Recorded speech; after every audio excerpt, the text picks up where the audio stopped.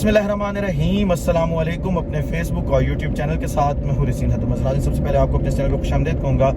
इस वक्त मेरे साथ मौजूद हैं सैयद अली असर जैदी, और अली भाई जो हैं वो किसी तारुफ के मोहताज नहीं हैं। अगर आप जो डिबेट्स होती हैं उनके अंदर देखें तो अली भाई की बे इंतहा अचीवमेंट्स हैं, और इनके सिखाए हुए कई स्टूडेंट्स जो हैं जिनको ये सिखाते थे वो आज CSPs हैं, और साथ जो है वो हर फील्ड के अंदर बैठे हुए हैं। अगर मेरी बात की जाए तो मैं भी अली भाई का एक छोटा सा तालिब इल्म हूँ। अली भाई ने हमें सिखाया है, और जो हमें कुछ थोड़ी बहुत हिस्ट्री का पता है या पॉलिटिकल साइंस का पता है या फ़िलासफ़ी का पता है, उसके पीछे शाह जी का ही हाथ है। शाह जी और मैं इस वक्त सफ़र कर रहे थे मंडी बहाउद्दीन के लिए, तो मैंने सोचा क्यों ना इस वक्त जो पाकिस्तान के अंदर मौजूदा सूरत हाल है उसके ऊपर शाह जी का जो है वो नुक्ता नज़र ले लिया जाए कि शाह जी इस हवाले से क्या सोचते हैं।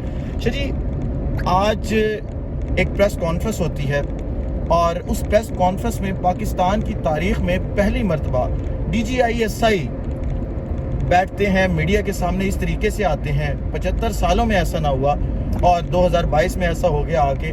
आप क्या समझते हैं कि इसके पीछे क्या ऐसी मूवमेंट है या क्या ऐसी चीज़ है कि उन्हें मीडिया के ऊपर जो है वो आना पड़ा?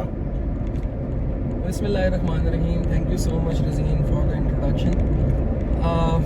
आज की जो प्रेस कॉन्फ्रेंस है, हम डायरेक्टली पॉइंट पर आते हैं, उसके ऊपर गुफ्तगू कर लेते हैं। बड़ी हैरानी की बात है, और इसके ऊपर मैं ये समझता हूँ कि जितने सटायर लिखे जाएँ उतने कम है, क्योंकि पाकिस्तान की तारीख़ में अयूब खान से शुरू करें और कमर जावेद बाजवा तक आ जाएँ, कभी भी DGI जो हसास इदारे का सरबराह है वो इस तरीके से मीडिया के ऊपर नहीं आया। और इसकी बुनियादी वजह दर हकीकत ये है कि ना तो ये जुल्फ़िकार अली भुट्टो का दौर है, और ना ये नवाज़ शरीफ का दौर है जिसमें अखबारों को बंद कर दिया जाए, जिसमें एक स्टेट टेलीविज़न हुआ करता था जिसे PTV कहा जाता था, और अपनी मर्ज़ी से उसके ऊपर खबरें लगवा ली जाए।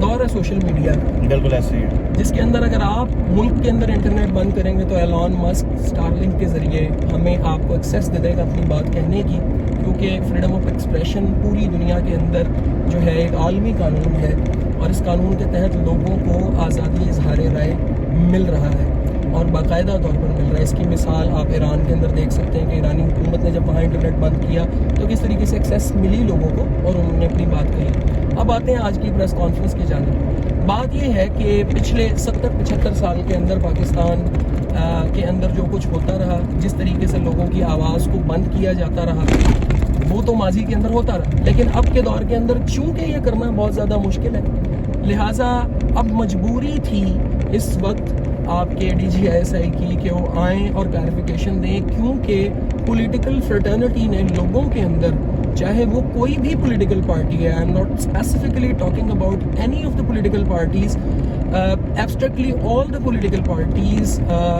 Have insured awareness among the people अपने फॉलोअर्स के अंदर। आज आप किसी खड़े पर भी जाकर बैठेंगे तो लोग कहेंगे कि एस्टेब्लिशमेंट की इन्वॉल्वमेंट सियासत के अंदर है। अब ये लोगों को पता लग चुका है कि दर हकीकत जिस खलाई मखलूक की बात नवाज शरीफ किया करते थे, वो खलाई मखलूक दर हकीकत है कौन। लिहाजा ये मौक़िफ़ क्योंकि एक साइड का था, लिहाजा दूसरी साइड के मौक़िफ़ की भी ज़रूरत थी, और उन हसास इदारों को अपनी क्लैरिफिकेशन देना ही देना थी, और उन्होंने वो क्लैरिफिकेशन दी।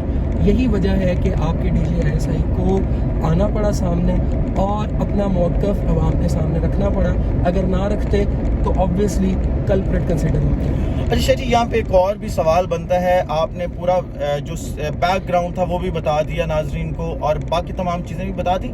क्या जो आज की प्रेस कॉन्फ्रेंस हुई है वो प्रेस कॉन्फ्रेंस का जो मकसद था उसका, कि जो पॉइंट ऑफ व्यू वो रखना चाहते थे आवाम के सामने, या जिस तरीके से वो क्लैरिफिकेशन देना चाहते थे, क्या वो तमाम चीज़ें इस प्रेस कॉन्फ्रेंस के बाद क्लियर हो गई हैं, या मज़ीद सवालात ने जन्म लिया है? असल में बुनियादी तौर पर यह प्रेस कॉन्फ्रेंस की इसीलिए गई थी, जैसे मैंने पहले कहा, कि मौक़िफ़ सामने आए दूसरी पार्टी का भी। अब मैं तो ये समझता हूँ कि पॉलिटिकल पार्टी ही है जिसका मौक़िफ़ सामने आया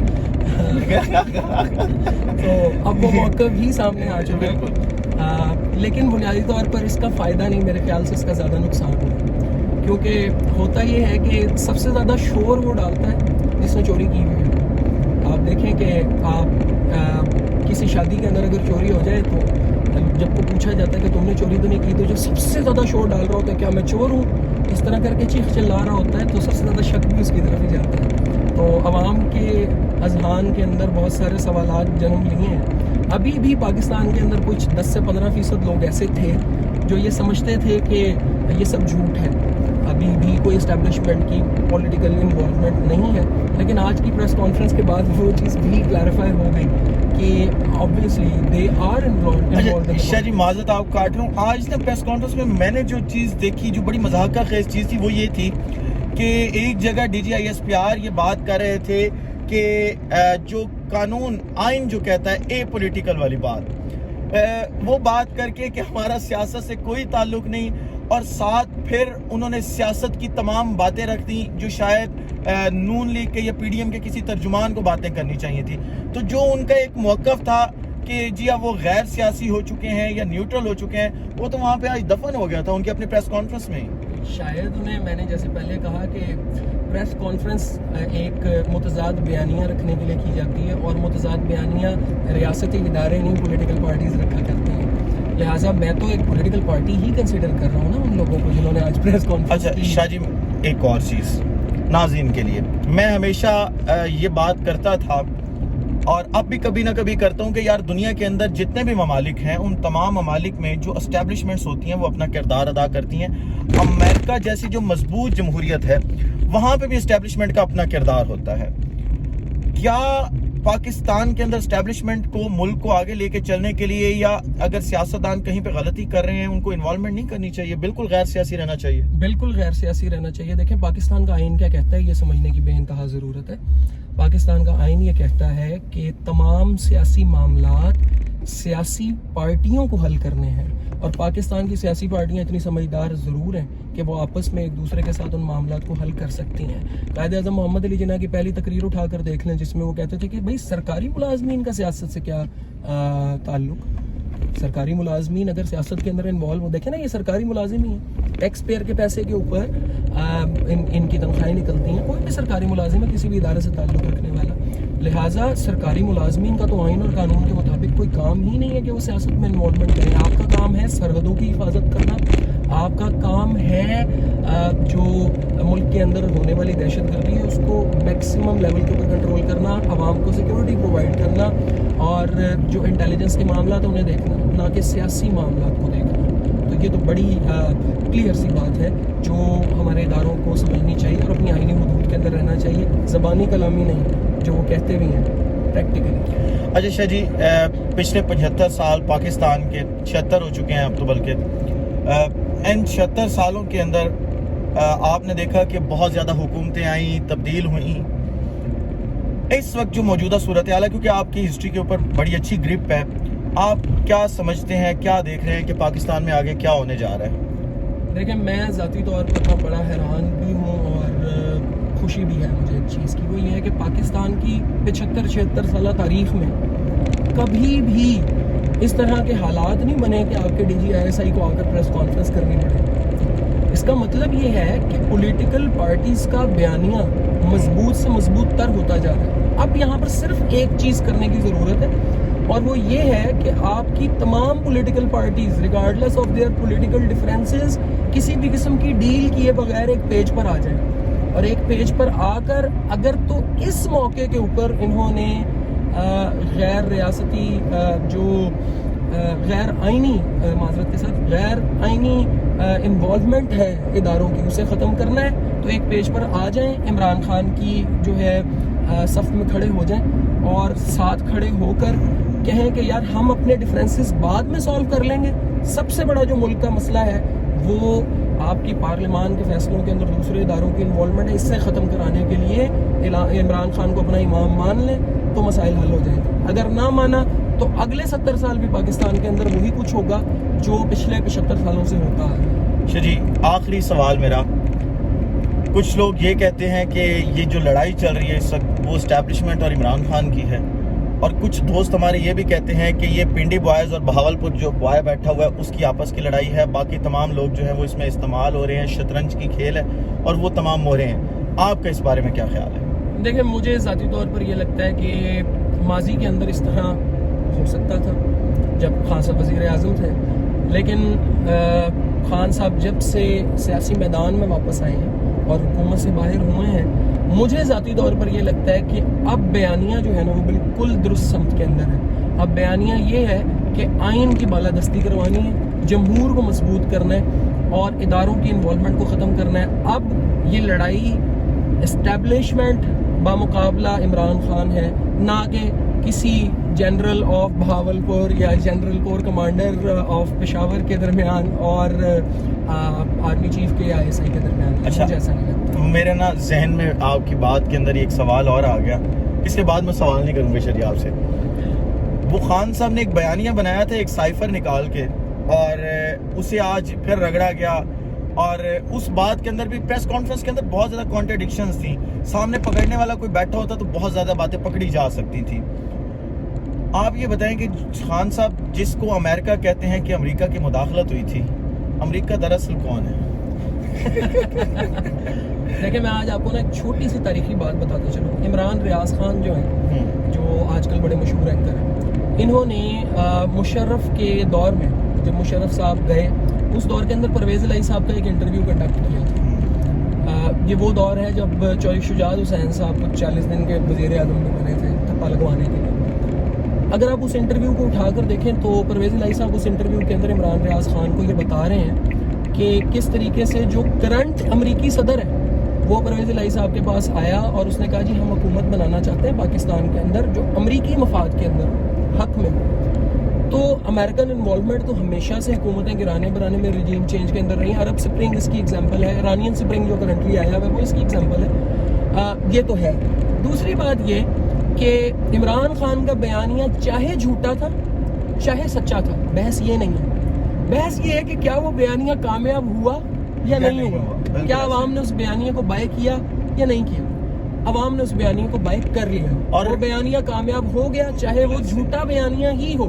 اب جب عوام نے اسے بائے کر لیا تو آبویسلی اب آپ پریس کانفرنسز کریں، کچھ بھی کریں، لیکن پاپولسٹ سپورٹ جب کسی لیڈر کو مل جاتی ہے نا، چاہے وہ جھوٹے بیانیے کی بنیاد پر ملی ہو، آپ اس سے اس کو چھین نہیں سکتے، اور وہ اداروں کے لیے بڑی پریشان کن بات ہے. اچھا شاہ جی، بات بڑھتی چلی جا رہی ہے، سوال سے سوال نکل رہا ہے.